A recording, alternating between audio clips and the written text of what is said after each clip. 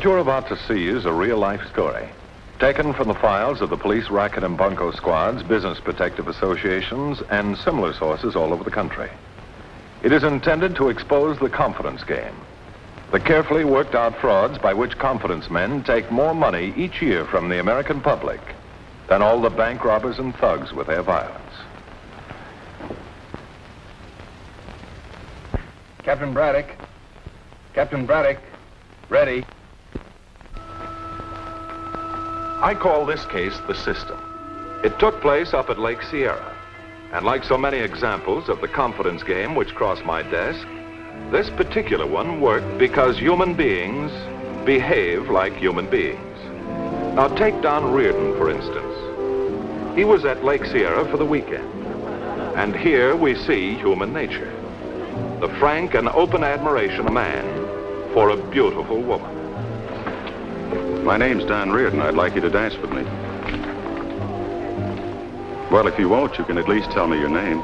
I'll arrange an introduction. My father warned me never to give my name to strangers. Oh, beauty, personality, and a sense of humor. You've persuaded me.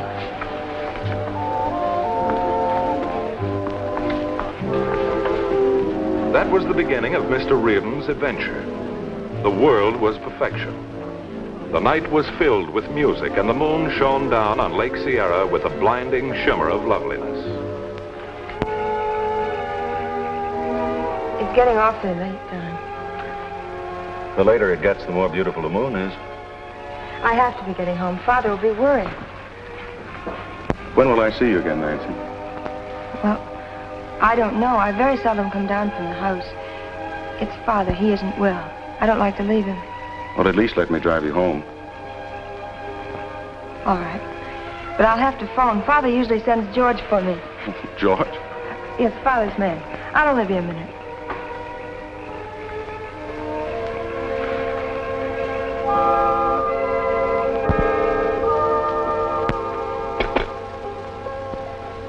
Hello? Hello, Father. You having a good time, dear? We've been lucky. Don Reardon is driving me home. Don Reardon, eh? What about him? Does he look like a good prospect? 33 years old, checked in for the weekend only, $35 a day suite, partner in a brokerage firm, and drives a brand new convertible. Sounds too good to be true. Bring him around and I'll look him over. We're going to leave right away. Make sure George has the guest room ready. They're coming, George. Perhaps we should put some music on the record player. Did you have any special music in mind? Well, let's see. What would you suggest? Tchaikovsky? Tchaikovsky's excellent for the older ones. But a young man. Prokofiev. Put that on. He might like it, and I'd enjoy it thoroughly. And get my props. I must give a very convincing performance tonight.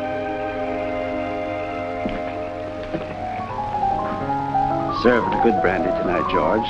The young man looks like a gentleman of discernment and taste.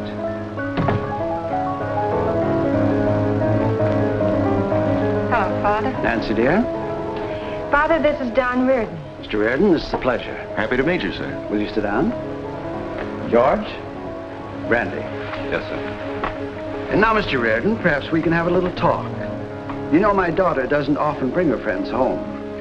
I find that a little hard to believe, sir.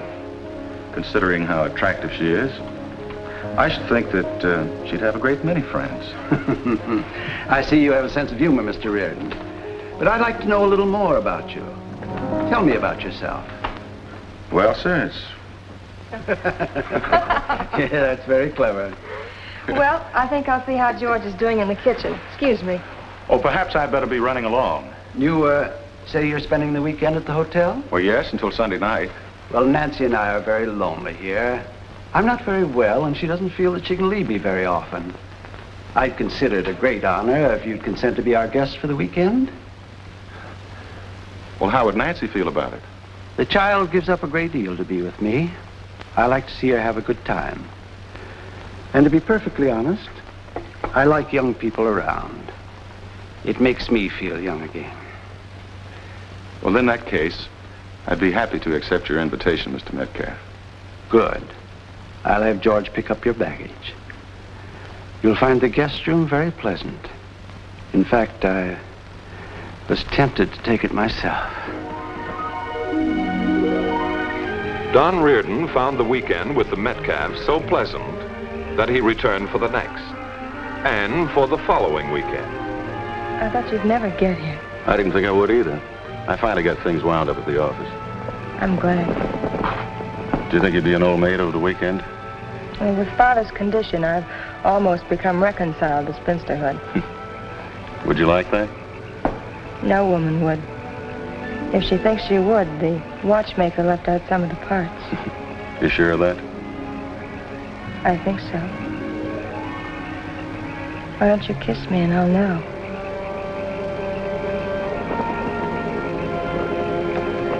Well, we'd better get to work, George. It's the little touches that set up the pigeons. I'd say it's about time for a midnight snack.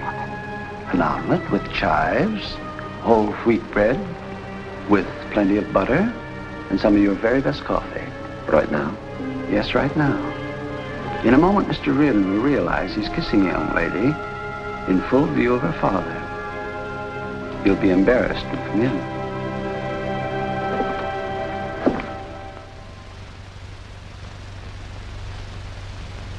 Morning, Dad. Good morning, my dear. Have you had your breakfast? Hours ago. Don and I are going for a swim now. Good. That'll give George and me a chance to go on with our work. Good morning. Good morning, Mr. Metcalf. Did you sleep well? Like a baby. George fixed us a wonderful breakfast. Come on, Nancy, let's go swimming. Just a moment. You certainly aren't going swimming with your watch on. Oh, thanks. I ruined several watches with that stunt. Well, have a good time.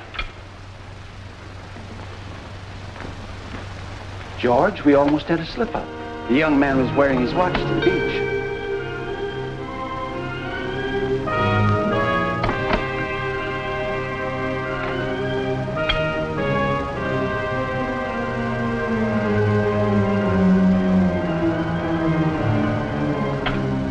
Well, if that takes care of all the clocks and watches, you'd better wire me for sound.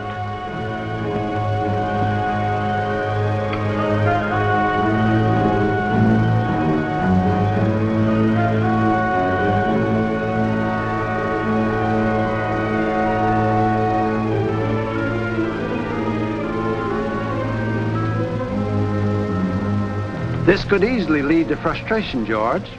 Imagine a man of my position constantly going around with a hole in his sock. At the sound of the chimes, the time will be exactly 1:30. And now the results of the first race at Del Mar. The winner was Abigail. Flyaway was second, and Mirror Image was third. But just what is your line of business, Mr. Metcalf? You've never told me. My line of business? Well, it's not easy to explain. You see, I haven't worked for over 25 years. Oh, retired? Well, yes, you could call it that. Well, you've certainly picked a beautiful place here for your retirement. Well, I can't honestly say it's retirement.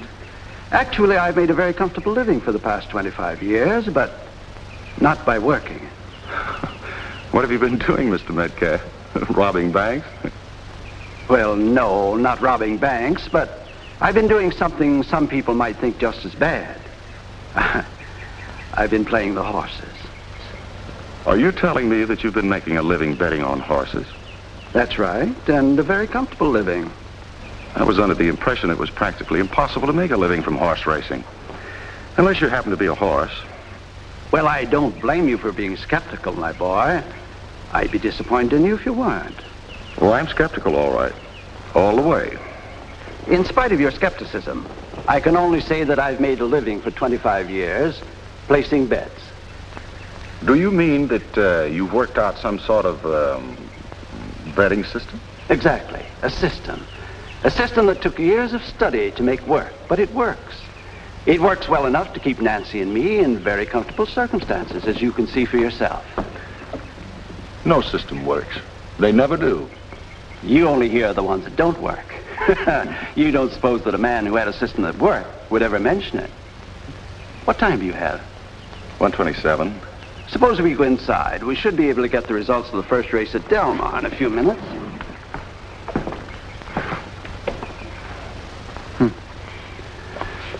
A squared plus B squared divided by 2 pi r squared equals the square root of n. A squared plus B squared divided by 2 pi r...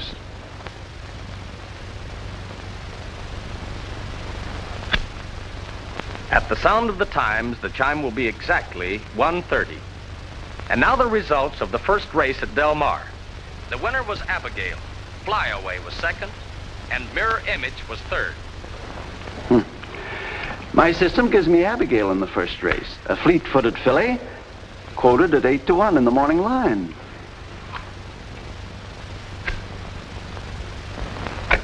At the sound of the chimes, the time will be exactly 1:30. And now the results of the first race at Del Mar.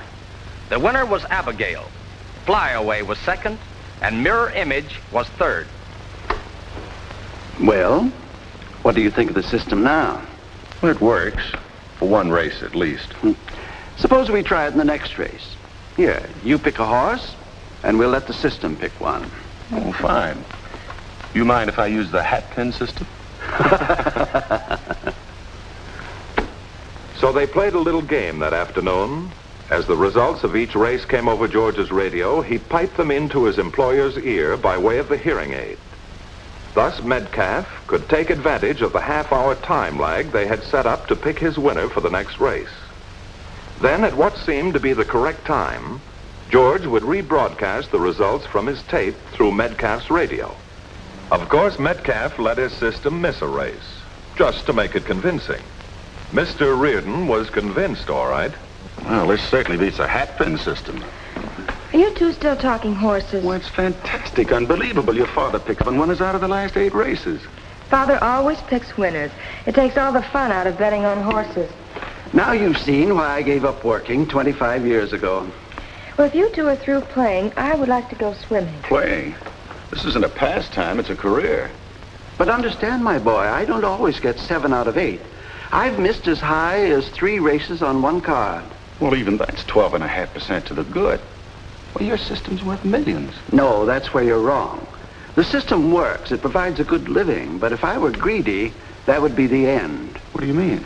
I'm always very careful. I never win more than so much from any one bookie. And I never bet at the track because that would pull down the odds on the pari-mutuel machine.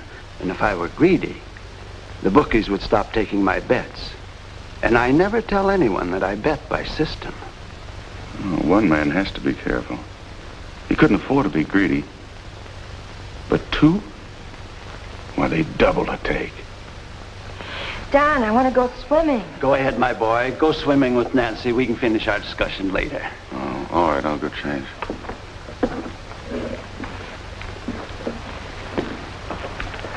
Together, everything ran smoothly? Perfection, George, and I might add that you ran the show in your usual flawless manner. You were good today. I've heard your pitch lots of times. But today, I was tempted to make you an offer of the system myself. I think the Mutual Admiration Society had better adjourn until our fish is completely landed. He's well hooked, my dear, and I'll have him landed before he leaves for the city. George, be packed and ready to leave on a moment's notice, and make reservation in our new territory. Where might that be? Arroyo Beach is nice at this time of year. Good. And you, my dear, see that our fish doesn't wear his expensive watch when he goes in the water. We've got to reset it, so he'll know the right time. Later that afternoon at Lake Sierra, Mr. Metcalf, I can understand why you don't want to be greedy with your system, and I can understand why you can't bet too much. But would an opportunity for a large profit without betting at all interest you? I don't think I understand what you mean.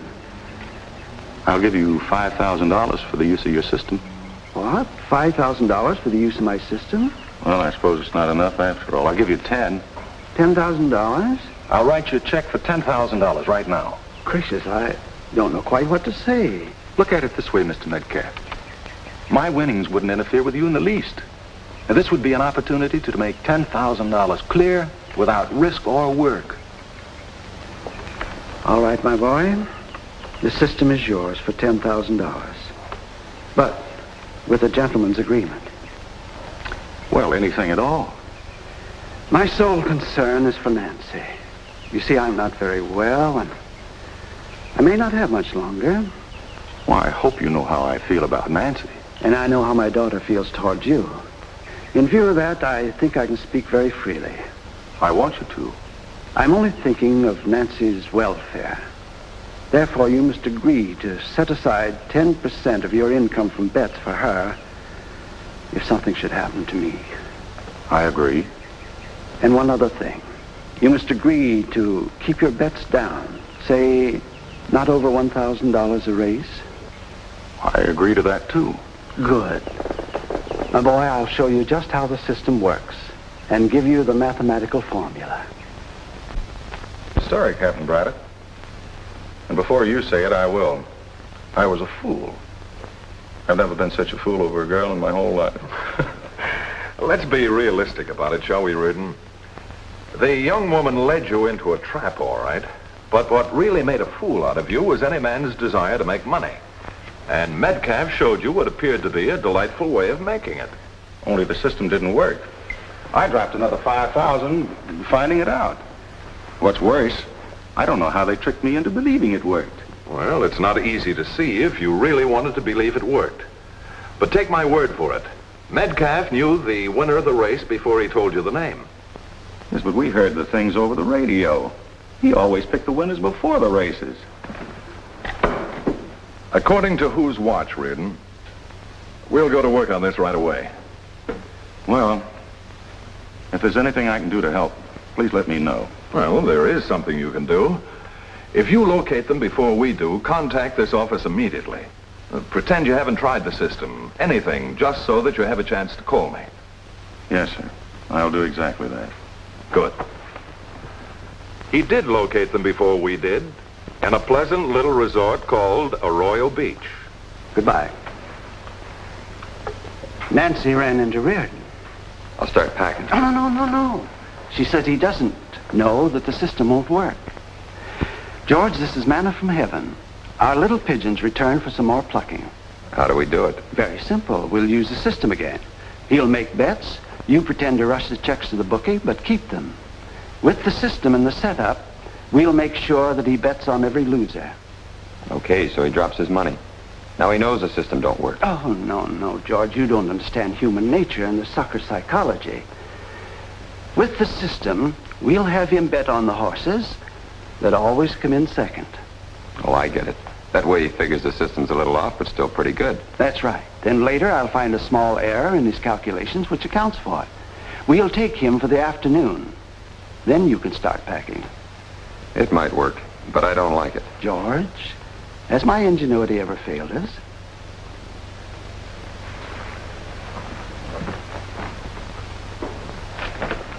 My boy, what a rude and impolite thing for us to do.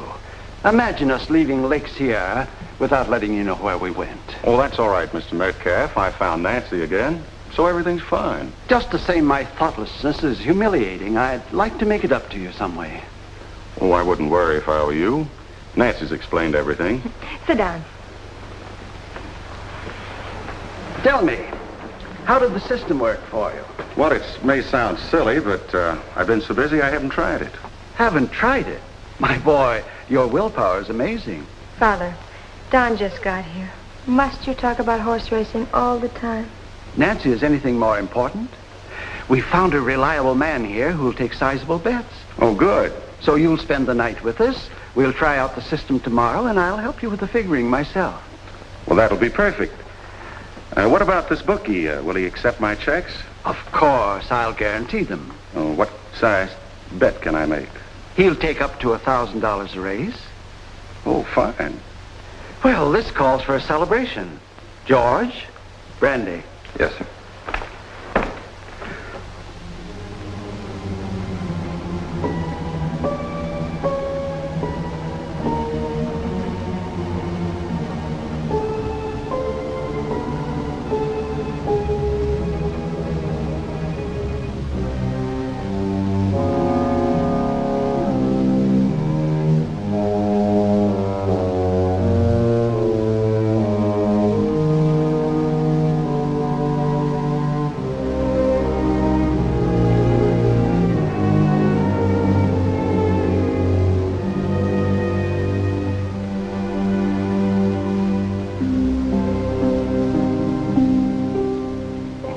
first race, Mr. Metcalf? I'll have it in a moment. Here's a sports bulletin. The first at Del Mar was off at 2:08. The winner, Fancy Dan. Place, Songbird. Make it Songbird. Well, that's who I picked, too.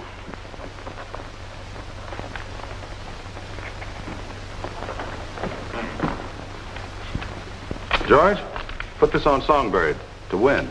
Yes, sir. Now we can relax for a moment. And so it went for 5 races, until Metcalf figured it was about all his pigeon would hold still for. Here are the results of the 5th at Del Mar. Crimson Bride was first, Sweet Violet second, and Good Grief was...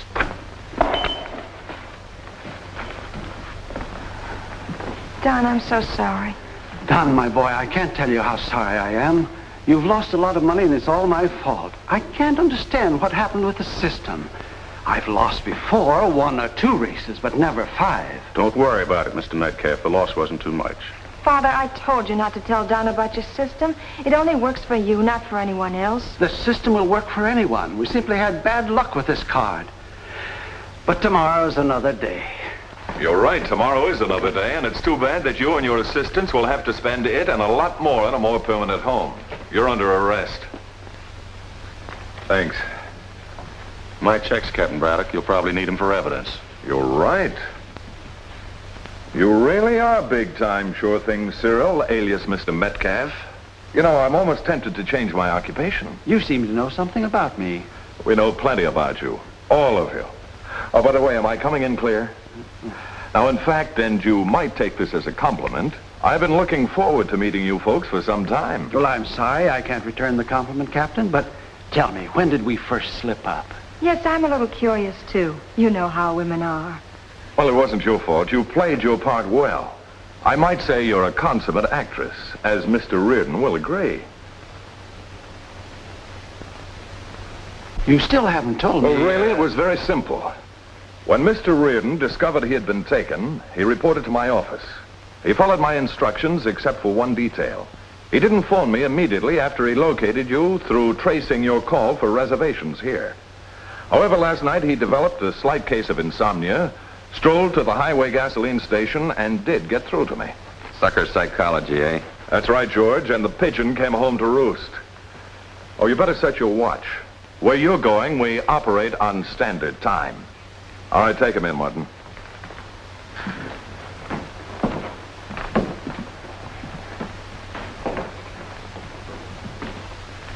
Because Don Reardon reported this matter to this department and cooperated fully with us, we were able to take Sure Thing Cyril and his 2 clever operators out of circulation for a while.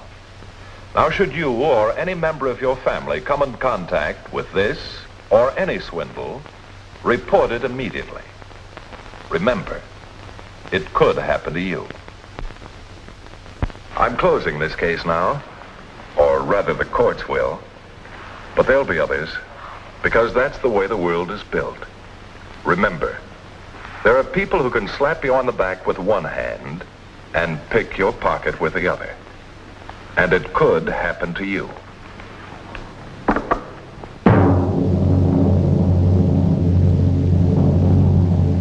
See Hit Squad next week, same time, same station.